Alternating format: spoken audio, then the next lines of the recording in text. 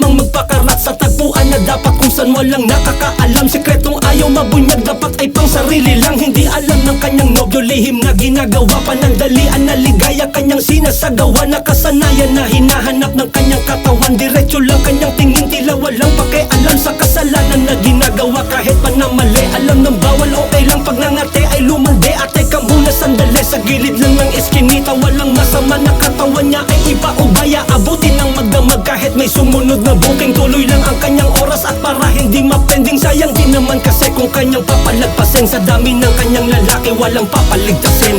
Kaliwat ka na ng lingon, paniguradong babaon sa lihim na tagpuan.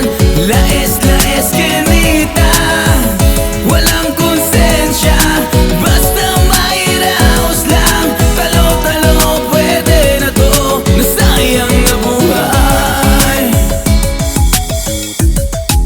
Sa pagmamadali niya ay hindi niya namalayan. Biit niya na kay tagal meron na palang nalalaman. Sikreto niyang itinago sa mahabang panahon. Sa diary niyang nakasulat, natuklasan na ngayon. Kaya di nagsayang ng oras para siya ay manmanan. Ngayon sa kanyang pag-alis ay meron pang natuklasan. Marami pala siyang lalaki at hindi lang iisa. Iba't iba pala talaga sa kanya bumibira. Kaya hindi nag-aksaya at nahuli na siya sa akto. Pinasok na ang pintuan at sinira ang kandado. Nang makitang magkapatong walang habas, binarel sabay takbo ng salarin. Dalawang buhay kinitil, kusang sumuko sa presinto habang buhay na kulong. Mga magulang ni Bonita di manda ay di inurong. Isa na namang krimen ng dahil sa kalandian. Ilan pa kayang buhay ang tuluyang mawawakas